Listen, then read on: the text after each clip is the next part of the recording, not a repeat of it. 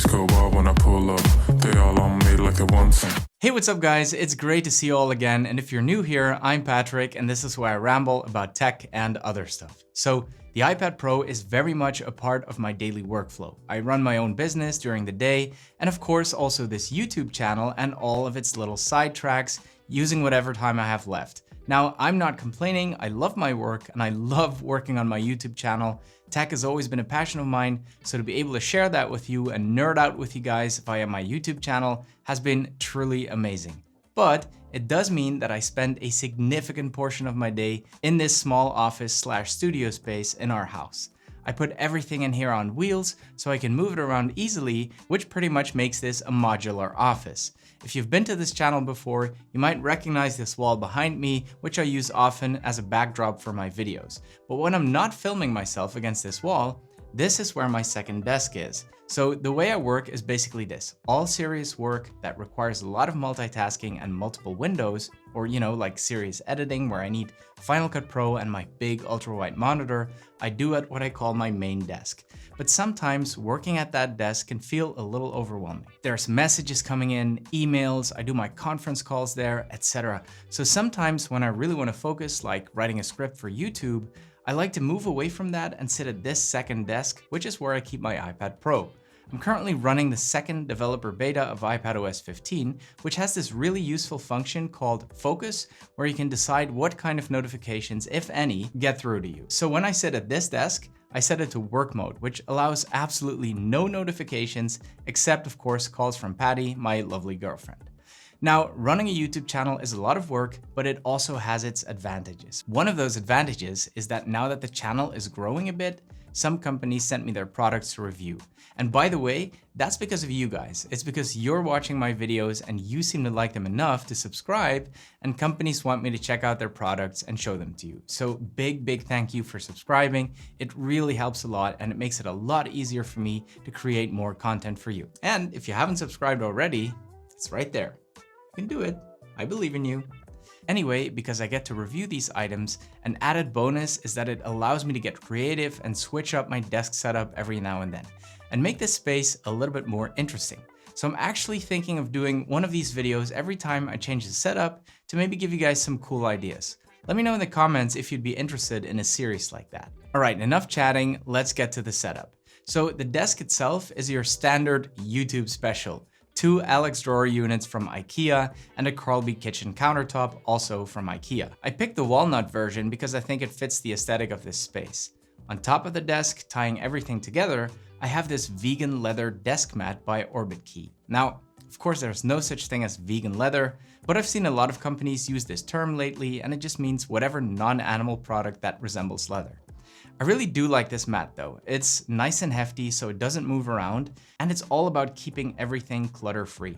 If you lift up the vegan leather flap, you will see a second layer made out of felt, and it's designed this way so that you can stow away your papers that you're currently working on so you don't clutter up your desk. It also has this ridge at the top, which has a dual function. You can put items in there like pens or whatever small items you use, but it's also magnetic and it fits this magnetic cable clip perfectly. So this clip holds your charging cable in place so it doesn't keep slipping behind the desk, and you can slide the magnet over the entire length of the mat to keep the cable where it makes most sense to you. Or you can pop it off when you don't need it. Very nice big mat, fits all my stuff, and you can also put a drink on it because you can just wipe it down very easily. On top of the mat, there are 3 things. There's a wireless Bluetooth mouse and a keyboard from Seteki, and I genuinely love using these. Normally, I use this mouse for travel because of its size, but it's also perfect for this secondary setup.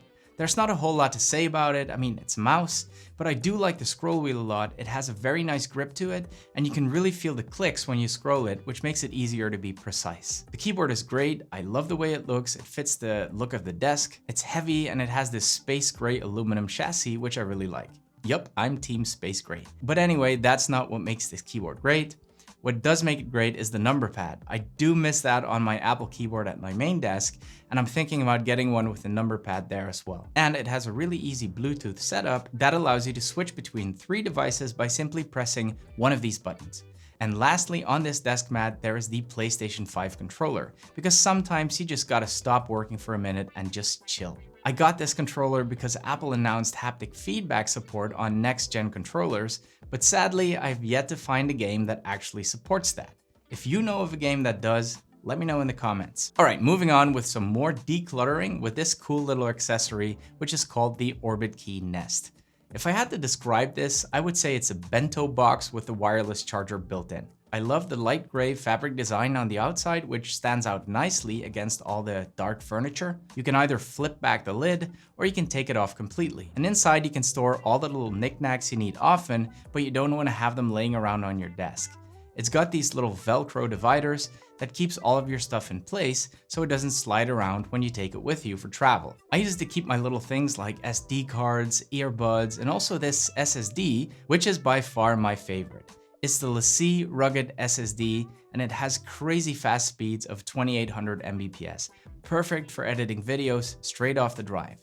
The lid is actually a wireless charging pad. It's powered by USB-C, so I can place my iPhone on the left part to charge, and the right part serves as a tray for my keys and stuff. And of course, let's not forget about the iPad itself. I'm using the almost spec'd out M1 iPad Pro with 16 GB of RAM and 1 TB of internal storage, and I have to say, it's a fantastic device in terms of hardware.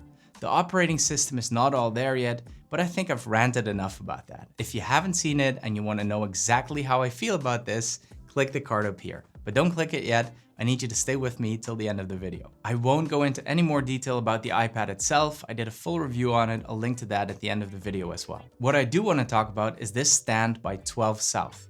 It's called the Hoverbar Duo and I love it. For settings like this, where you're seated at the desk, it's just perfect. You can adjust the arm however you want, so you can put the iPad exactly where you want it. I like to put it at eye level, which makes it super easy to type long-form content while keeping a healthy posture. Speaking about posture, just a very quick word about this chair, which is the absolute best desk chair I've ever used. It's the Hog Capisco, and it's designed in such a way that it makes it virtually impossible to slouch. You can sit in a bunch of different ways, and because it's so small and nimble, you can zoom around the office and between desks super easily. Anyway, back to the hoverbar. I use it with a base like this, which has a convenient slot for your Apple Pencil since you can't really stick it on the side of the iPad in this stand. It's even a little magnetic to keep the pencil in place. But you can also remove the stand and clamp the actual arm to your desk for a more permanent setup. Either way, it's very sturdy. The only thing I would say is it's not really designed to be doing a lot of tapping on the iPad because when you do, the screen wobbles. This is meant to be used as a desktop setup like the one I have here. One of the downsides of the iPad Pro is that it has only one port. I mean, Apple upgraded it from a USB-C port to a Thunderbolt 4 port. Again, click the card up here to know more about this, but it's still just one port. Now, a handful of companies have started to produce Thunderbolt 4 hubs, so you can expand this port by a bunch of extra Thunderbolt ports, which is of course very useful. I'm using the PowerXpand 5-in-1 Thunderbolt 4 mini dock by Anker, and it works great. It has its own power supply, so not only does it split the iPad's port into 3 more ports, it actually powers the iPad as well. So you can work with this setup all day without worrying about the battery life. The design is simple, it's got 3 Thunderbolt 4 ports on the back, and 1 Thunderbolt host port which connects the iPad on the front. I don't understand why most hubs put this port on the front. I mean, design-wise, it doesn't make sense to me to have this cable sticking out of the front, but maybe there's a technical reason for it. If you guys have a sensible explanation for me, let me know in the comments. One thing I do appreciate very much about this hub is the on and off button, which some hubs don't have for whatever reason. I actually wanted to test this very similar hub by OWC as well, but when I plugged it in, it got completely fried after a couple of hours and now it's dead. So I'm hoping it's just a problem with this unit, but we'll see. And then on top of the Thunderbolt hub is my favorite iPad accessory of this year so far, the Acasis hub. If you've been to this channel before, you probably heard me rave about it. I did a full review on it as well, so you can go watch that if you want the full details. But for now, I just want to quickly show you what this thing actually is. Because at first glance, it just looks like any old hub, offering you a bunch of ports that the Thunderbolt hub doesn't have. But when we pop off this lid, that's where the magic happens. It actually has a slot for internal NVMe SSD memory cards, so they can be used as external SSD instead. So this thing is a full-blown hub and an external SSD drive all packed into this tiny package. I love this thing. Now, on the far end of my desk, you see the Rodecaster Pro, which is an amazing audio device, but it's not necessarily really part of this setup. I just keep it there. Although if I wanted to, I could hook it up to the iPad and use professional XLR microphones for my Zoom calls. But that's not the purpose of this desk, maybe for another video. Guys, as always, links to everything in the description. If you enjoyed the video, please give it one of these. It really does help the channel. Subscribe if you want. Thank you so much for watching and see you in the next one.